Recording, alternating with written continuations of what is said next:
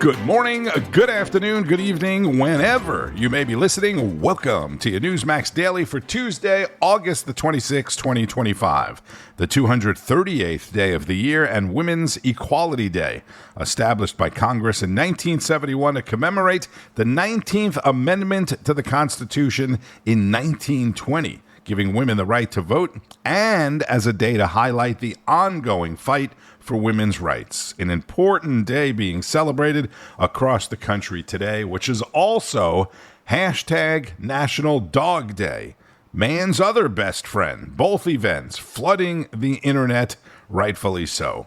In the headlines, it's all eyes on the White House as President Trump presides over another cabinet meeting today. It is open to the press and should generate plenty of news throughout the day. President Trump's meeting with the South Korean president at the White House yesterday has generated multi-billion-dollar deals with several Korean-based companies, including Hyundai Motors and Korean Air, who said it would purchase $50 billion worth of aircraft engines from Boeing and other U.S. companies. The meeting was carried live on Newsmax. Take you back to the White House right now, where the president of South Korea is meeting with President Trump. This is Lee Jae-myung, who just arrived at the White House a little while ago. Let's listen in.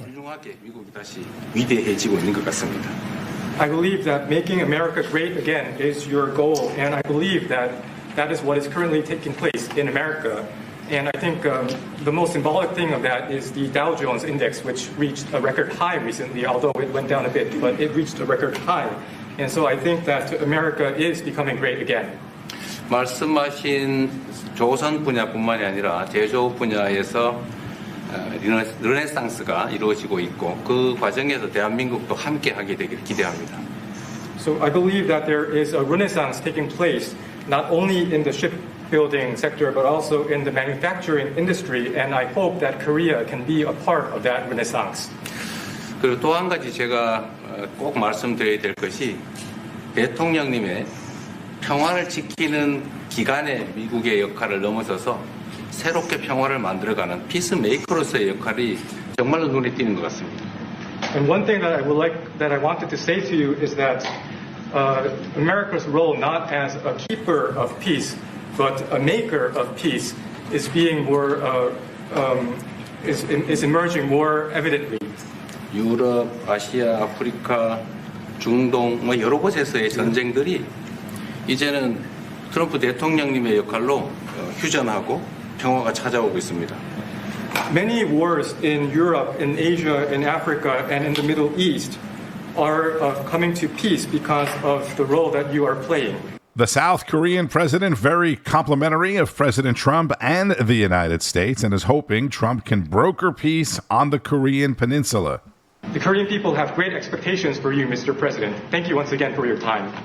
Well, thank you very much. It's an honor to be with you. I will say that Kim Jong-un and I had a very good relationship, as you remember, and still do. And when I came in, I didn't know him. We had 2 summits, but we became very friendly. Respect. It was great respect. And it was not going to be that way had Hillary Clinton won the election. It would have been a disaster. But we think we can do something in that regard with respect to North and South, and I think you are much more prone to doing that than other leaders that I've been working with from South Korea. And we'll work on that. I think it's very good to work on that. If you remember, you were doing the Olympics, and there was a great time of hostility with North Korea, and you weren't selling tickets because nobody wanted to be blown up in the stadium during the opening ceremonies, right? And you were not selling tickets. And I was also at my formative stage with North Korea and Kim Jong-un, and we were a little bit going at it about Rocket Man, Little Rocket Man, everything back and forth, and it was really nasty. And then I got a call one day, and they wanted to get together, they wanted to talk, and we started talking. And then he said really brilliantly, he said, you know, the Olympics is going to be opening very soon, and we'd like to be a part of it. They actually put teams in it. You got along great. And by the way, immediately upon that phone call, you started selling tickets, and it turned out to be a tremendous success. So it went from being empty stadiums because people were afraid to go, because it was a target potentially, to a great success. And I was very proud of that. You had one of the most successful Olympics, and now we have the Olympics coming to the U.S., so we're very happy about that. But that was a great honor to get involved and make the Olympics so successful. And here's a highlight of the sit-down that no other network, except maybe Fox, is going to play. And then we'll move on. Mr. President, you mentioned about Chairman Kim, and thanks to your efforts when you were in office during your first term, the situation on the Korean Peninsula was stable.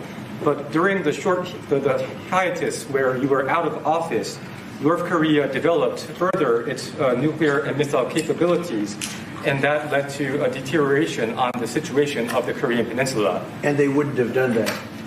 They would not have done that if I were president. That was not going to happen. 대통령이 당선되었다면 그런 일이 일어나지 않았을 것입니다. 전적으로 공감합니다. I completely agree with you. President Trump with the president of South Korea, who said Trump helped stabilize the peninsula during his first presidency, but then North Korea furthered its nuclear and missile capabilities during the Biden presidency. Trump says it wouldn't have happened if he were still in office, and President Lee agrees. Prior to that meeting, President Trump signed several executive orders, including one that would make it illegal to burn the flag of the United States while inciting violence. If you burn a flag, you get 1 year in jail, no early exits, no nothing. You get 1 year in jail. If you burn a flag, you get, and what it does is incite to riot. I've seen people on social media saying it's wrong to burn the flag and you may not like it, but the freedom of America is what allows you to do so if you so choose to do so. Todd Starnes, who was filling in for Greg Kelly last night, makes an excellent point about flag burning. And again, it is against the law in this country to burn or desecrate the gay pride flag, but it's not illegal to burn Old Glory. Well, that notion did not sit well with many law-abiding patriots, many of them veterans who put their lives on the line to defend the red, white, and blue. Now, earlier today, as I mentioned, President Trump issued an executive order directing his administration to prosecute people who desecrate the American flag and to detain and remove immigrants who have been accused of such behavior. What the penalty is going to be, if you burn a flag, you get 1 year in jail. No early exits, no nothing. You get 1 year in jail. If you burn a flag, you get, and what it does is incite to riot. I hope they use that language, by the way. Did they? Yeah, incite to riot. And you burn a flag, you get 1 year in jail. You don't get 10 years, you don't get 1 month. You get 1 year in jail, and it goes on your record. Well, the left, they lost their ever-loving minds today, folks. Who does Trump think he is? We have a right to burn Old Glory. We have a right to spit on the flag. We have a right to stomp that flag. Burn, baby, burn. Well, that's pretty much what Minnesota Governor Tim Walz told a crowd of Democrats today. Think of how easy it would be to be a damn Republican. Oh, what should I wear today? This stupid freaking red hat. What should I say today? I don't know. Just make sure it's cruel. Who do we listen to? That guy. Oh, the felon in the White House? Yeah, listen to him and that will be fine. Now he's talking about burning flags. He's going to have flag burning or whatever. Because he knows there's a hell of a lot of flags with his picture on it that are going to get burned. Wow. Despicable. Even some conservative pundits lined up to attack the president. Here's the headline tonight on Mediaite.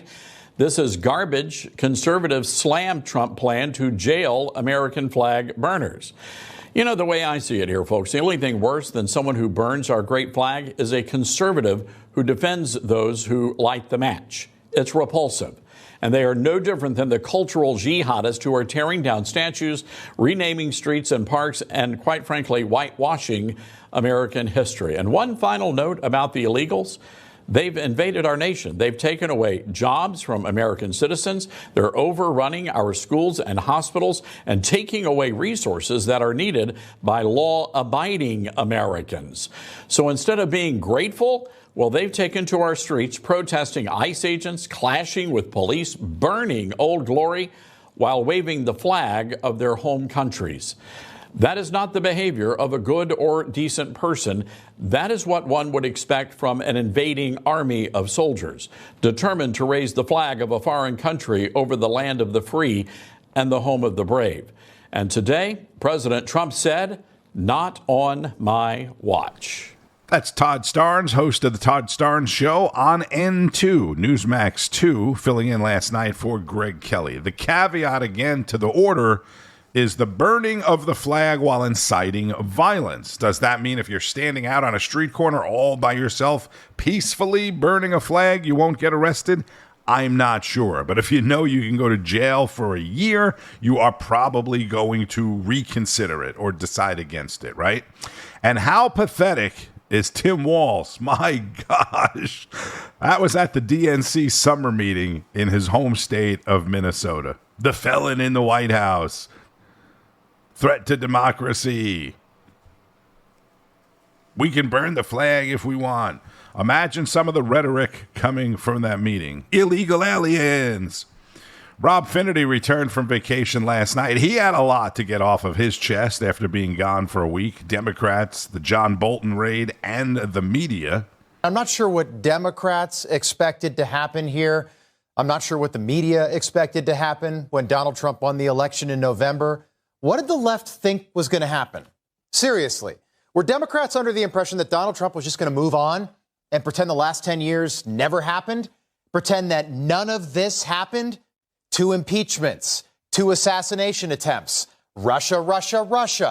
Lawfare unlike anything we've ever seen before. Joe Biden working through his Attorney General, Merrick Garland, and people like Jack Smith and Fani Willis and Letitia James and all those liberal judges.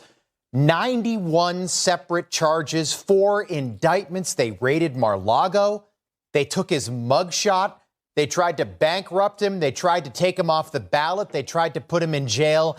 Anything to keep him from getting back to the White House. It's still shocking just to read through all of that. And it should upset anybody, no matter how you voted, because none of that was right. And most Americans know that none of that was right. Americans have always had an amazing sense for what's right and what isn't. And because of that, the American people elected Donald Trump again in November. And now it's time for payback. It is time for payback now. But no one wants to talk about payback like payback is somehow a dirty word. It's not. According to Democrats, we should move on for the sake of the country. Chuck Todd tweeting that the virus killing democracy right now is 2 wrongs, making a right mindset revenge over principles. To which we say, actually, Chuck, 2 wrongs can absolutely make a right.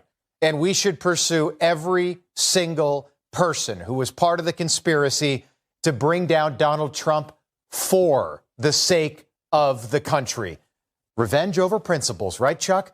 People like Letitia James, the Attorney General of New York, who literally campaigned on getting Donald Trump. Think about that. Someone no one ever heard of campaigning for Attorney General in the state of New York, campaigned on taking down a sitting president. She didn't campaign on cleaning up the streets. She didn't campaign on crime or serving the people of New York. She campaigned on getting Donald Trump. And she did this because Letitia James is a tool. She probably always has been a tool. And I mean that literally, like a tool shed tool. A tool that was used by the Biden White House to try and prevent Donald Trump from ever becoming president again. New York State Attorney General Letitia James speaking exclusively with our Aaron Katersky, insisting she will collect that civil fraud fine, even if it means seizing some of his assets. We are prepared to make sure that the judgment is paid to New Yorkers. And yes, I look at 40 Wall Street each and every day. If he does not have funds to pay off the judgment, then we will seek, judgment enforcement mechanisms in court. And we will ask the judge to seize his assets. Oh, yes, whisper voice, to seize his assets. And then I'm going to stare at Donald Trump in court because I'm so naughty and bad. Remember that? That was last May. None of it worked. None of it worked because that case was based on politics, a case where there were no victims or complaints, a case that was never about the law. It was always about her trying to get him. Letitia James trying to get Donald Trump. How do you like me now, Letitia? He's back in the White House and you're in a whole lot of trouble. None of it worked, and it didn't work for my friend John Bolton either. I'm being sarcastic. Again, I'm not sure what these people thought was going to happen after 80 million Americans put Donald Trump back in the White House. in November. But the legacy media are acting like they all just suddenly came out of a coma over the last few days, like the last 10 years didn't happen. Like Robert De Niro in that movie Awakenings, if you've seen that movie Awakenings. The Associated Press writing that Donald Trump ran in a promise to use the powers of the government for revenge against those he believed wronged him, and now he appears to be fulfilling that campaign promise. Exactly. Yes, exactly. That's exactly what is happening right now. There's no ambiguity about that. The New York Times writing about Donald Trump's revenge campaign live on TV. The president is perverting the justice system to intimidate his critics. And the New York Times again, law enforcement and retribution in uneasy mix. And a New York Times reporter, Peter Baker, tweeting that Donald Trump and his team have sought to use government power to go after John Bolton since his first term, even when it meant ignoring normal standards. Normal standards. My goodness, was Peter Baker in a coma too? Was the New York Times in a coma? Was everybody in the newsroom in a coma? Normal standards, Peter? Was it normal for the Justice Department to indict a former president 4 times and charge him 91 times? Was any of that normal? Of course it wasn't, Peter. None of it was normal. In fact, it had never been done before in American history, but the media doesn't remember any of that. Rob Finnerty is the host of Finnerty, 8 p.m. Eastern on Newsmax, and welcome back, Rob. On yesterday's Newsmax Daily, I mentioned the plight of illegal alien gang member or gang associate Kilmar Abrego Garcia, who turned himself in yesterday and is again facing deportation. And again, a federal judge is blocking his deportation, saying he must have a chance to challenge the deportation in court. Greta Van Susteren spoke about it with DHS Secretary Kristi Noem. For starters, he's not here legally in this country. Is that right? I mean, that's where this sort of starts. That's correct. And he is off the streets. Thanks for all the work that President Trump has done and the people he's put in place who enforce our laws. This man is a suspected terrorist, known to affiliate and be friends with MS-13 members, spend time with them, has been arrested before and suspected of human trafficking, extremely dangerous individual, a known wife beater.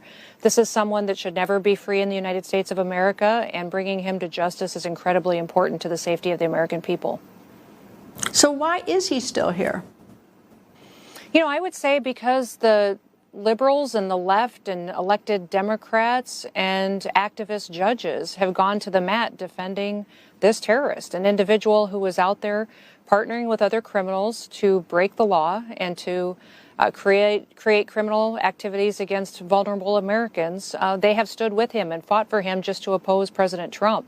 I am just shocked every single day by the amount of individuals that are extreme extreme liberals who are opposed to President Trump that just stand with him because of their opposition to this administration. So I'm hoping that we can continue to keep him detained, that he will be brought to justice for his crimes, and that continuing the American people will recognize how President Trump fights for their safety each and every day. It seems to me that he's now detained, right? He's been detained by ICE, and his lawyer says that they want a trial. They got a temporary pause on this in the sense that you can't deport him from the United States today. He's getting an immigration trial. But he is going to be locked up until he gets this immigration trial. Is that is that your expectation? He's off the streets today, Greta, which means the American people are safe. But we are really hoping that he will continue to face penalties for what he has done, and the dangerous individual like he is will never be allowed to roam free here in the United States of America. And remember, he's not a U.S. citizen. He was never here legally to begin with, and he shouldn't be. And we will continue to use every single enforcement action that we have available to us to make sure that he's held accountable to that. Well, he had a plea offer in Tennessee, and as a former criminal defense attorney, as I look at it, I think, he might have been wise to take that, because he did get caught when he did get arrested with people in his car in that whole human smuggling charge. And so he'd have to do some time from then. I mean, he's still got to answer to that at some point, I suspect. And so, he would have, do some time, and then he would be deported to Costa Rica.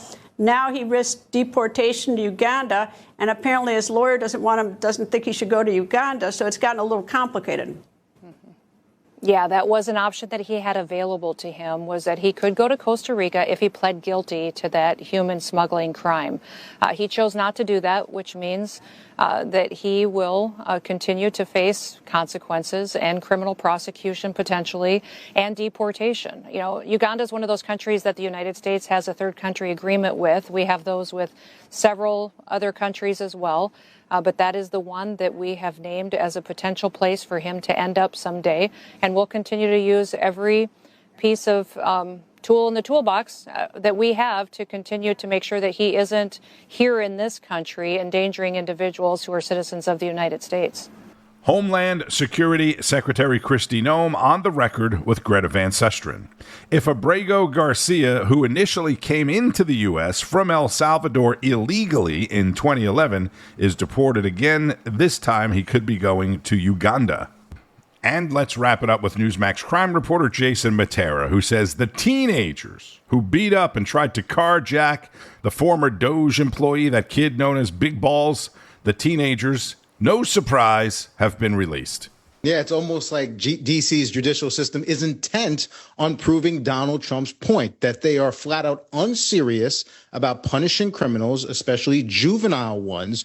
Remember, Donald Trump called in the National Guard. He federalized the DC police after a former DOGE staffer was absolutely pummeled by a mob of juvenile delinquents in an attempted carjacking.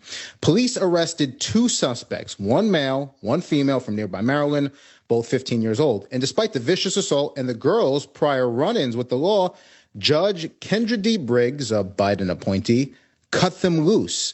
Instead of staying in detention, they got curfews, electronic monitors, and an admonition from the judge to go to school. Oh, how nice. Law enforcement officials say that free pass sends the exact wrong message. Deterrence only works when punishment is swift and severe. What you're teaching an entire generation, not just in Washington, D.C., but across this country, is you can do whatever you want and they're not going to be held accountable. How about the judge that's going to let them out? Why don't you let those kids stay at your house? See what happens, because this poor kid got beaten within an inch of his life and these people are right back out. It's completely ridiculous. Meanwhile, where Trump does have control, the story looks very different. The Justice Department says that since the White House took over D.C. policing duties, there have been more than 900 arrests with at least 100 illegal guns seized and a steady sweep of criminal illegals, including suspected MS-13 gang members. Crime is down by every metric.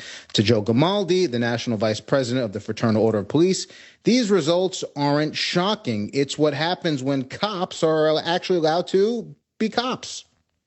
What you're seeing is that when you have a surge of police officers and when you're actually going to hold dirtbags accountable for their actions, that we can reduce crime. And this really shouldn't surprise anyone, because this is exactly what the American police officer did in the early 2000s. We enforced the law, we held people accountable for their actions, and it led to an urban renaissance where families felt safe to walk down the street. And Mark Allison, that urban renaissance needs to happen again. But just to show what a positive jolt this intervention has been for D.C., the district has gone now 11 straight days without a single homicide. 11 straight days, no murder. John Lott of the Crime Prevention Research Center, he crunched the numbers. He said that happening like by chance, by accident, without this intervention, it's like 0.5% odds. So it's not by luck. This is clearly because of this surge in policing. And most of the lives being saved are black lives. The overwhelming majority of homicide victims in the district are blacks. And yet, rather than celebrate safer streets, you have the Washington Post and other progressive outlets. They're just soaking about Donald Trump and his tactics. Yeah, and I have a feeling, though, that those folks in those cities know the difference. They know who's to thank for it. All right, Jason, thanks. You know that old saying, it's like shoveling, you know what, against the tide? Have you heard that? I mean, they put all that work into it, make all that progress, and then they just undo it. Newsmax crime reporter Jason Mattera on Wake Up America with Mark Lotter. That's also exactly what Judge Jeanine has been talking about, right? I think Jason said these kids were, 14, 15? Oh, go get some therapy, go to school. Some good hard time is what they need. And if you're on social media, there's no shortage of people in D.C. talking about how thankful they are for the federal crackdown. There are some people complaining about it, but people that live in more crime-prone areas, people that don't have their own security, people that use mass transit are happy about it for the most part. And while most people are talking about the nonsense, most people, I mean reporters and other outlets, the nonsense from Illinois Governor Pritzker and the same old tired talking points from Chicago's mayor about the National Guard potentially coming to their city, there is another story that they are not telling you that I will tell you.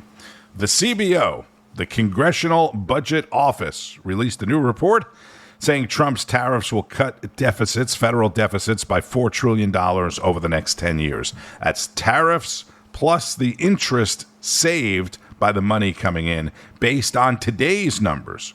But Trump could still increase tariffs. And the other day he mentioned furniture tariffs, right? So the numbers could very well go up, which obviously would be even more money. Speaking of numbers, on Wall Street, stocks opened slightly lower this morning after finishing in the red yesterday as investors digest Trump's firing of Fed Governor Lisa Cook. Another mortgage fraud situation, or alleged mortgage fraud situation.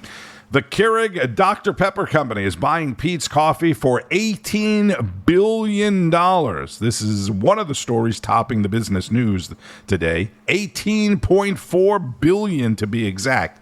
Peet's Coffee also owns other coffee brands, and Dr. Pepper says once the transaction is finished, it will split into a beverage company and a coffee company. I'm assuming that means they'll have two stocks. That's big news for all the people in Texas that listen to the podcast, and certainly for the people that work for the company. The big event is still NVIDIA earnings due out tomorrow after the closing bell, and then Dell earnings on Thursday. Bitcoin and most other major cryptocurrencies slightly negative to flat this morning as well. Bitcoin at 110,000 and change. XRP actually up a couple of pennies, just under $3. Keep up with all of the news and breaking developments throughout the day on Newsmax N2 and at Newsmax.com. Make sure you are streaming on Newsmax Plus as well, so you get to see all your favorite hosts and all the expert analysis. The news now starts each and every morning, 6 o'clock Eastern, with Alex Kramer. Wake Up America early, followed by Wake Up America, National Report, Newsline at noon with Bianca. Straight through Greta Van Susteren at 6. Rob Schmidt tonight, Finnerty, Greg Kelly, and much, much more. I'm Tony Marino. Thank you, as always, for listening to the Newsmax Daily. Make sure you subscribe on whatever podcast platform you're listening to. Share it with all your friends, family, and basically anybody. Celebrate your power if you're a woman. Celebrate your dog if you're a dog owner. And keep on fighting the good fight. News breaks every minute, every day. You need the app, the Newsmax app. Find it free on your smartphone store. Then watch us anytime, anywhere. Information. Truth is freedom. Is Newsmax. It's real news for real people.